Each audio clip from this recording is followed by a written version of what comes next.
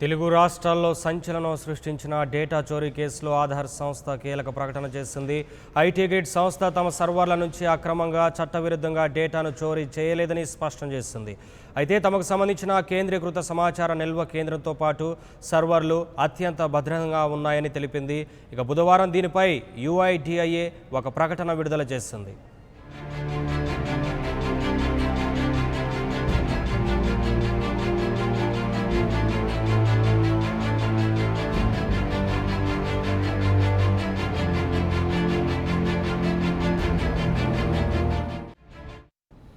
అయితే ఆధార్ చట్టానికి విరుద్ధంగా ఐటీ గ్రిడ్ సంస్థ పౌరుల వివరాలను సేకరించినట్లు తెలంగాణ సర్కార్ ఏర్పాటు చేసిన సిట్ నివేదిక ఇచ్చింది.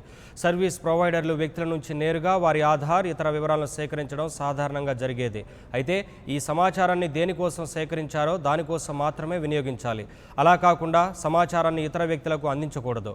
ఆధార్ చట్టానికి వ్యతిరేకంగా ఆ సమాచారాన్ని సేకరించినా, నిల్వ చేసినా, ఉపయోగించినా అందుకు బాధ్యులైన వారిని ప్రాసిక్యూట్ చేయవచ్చునని UIDAI ప్రకటించింది.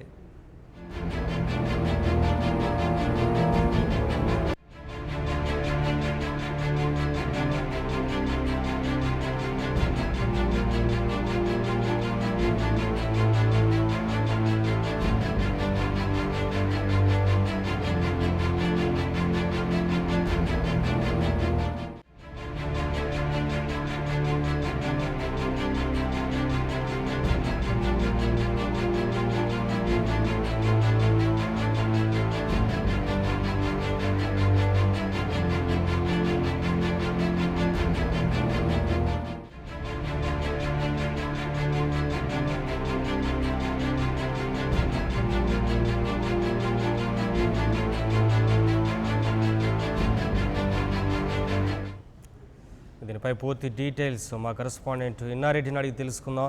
ఇన్నారెడ్డి, డేటా చోరీ కేసులో ఆధార్ సంస్థ చేసిన ఈ కీలక ప్రకటన నేపథ్యంలో ఈ కేసు అంశం ఎటు మలుపు తీసుకుంటుందనుకోవచ్చు సిట్ విచారణకు సంబంధించి?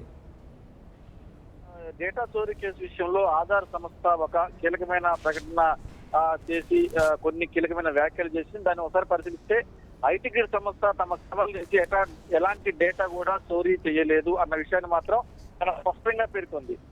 ఏమైతే 10 హార్డ్ డిస్క్ లో ఉన్న రిపోర్ట్ ను తర్వాత దానికి సంబంధించిన FSL రిపోర్ట్ ను పరిశీలించిన తర్వాత ఇది డేటా అనేది మా సర్వర్ నుంచి వచ్చింది కాదు. కాకపోతే ఇక్కడ వాళ్ళు ఆధార్ చట్టాన్ని వాళ్ళు ఉల్లంఘించారు. అంటే ఎవరైనా సరే వ్యక్తిగతంగా ఉన్న డేటాని సేకరిస్తా అంటే వాళ్ళకి లేకుండా వాళ్ళ వ్యక్తిగత డేటా సేకరించడం అనేది ఆధార్ రూల్స్ ప్రకారం కరెక్ట్ కాదు. కాబట్టి ఖచ్చితంగా వాళ్ళు ఈ విషయం మీద మేమేమైతే కేసులు నమోదు చేసి పోలీసులు కోరామో ఖచ్చితంగా దానికి శిక్షార్హులు అవుతారు.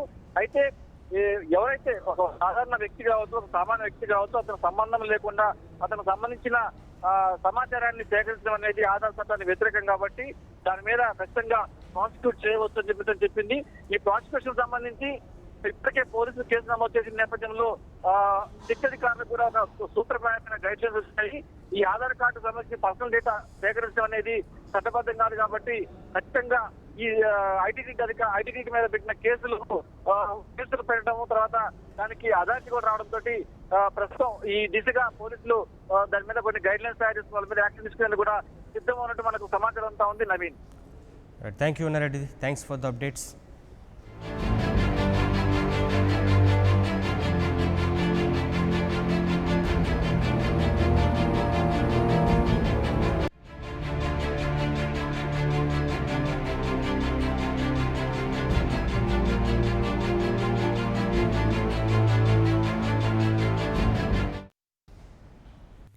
For more updates, please subscribe 99 TV Telugu.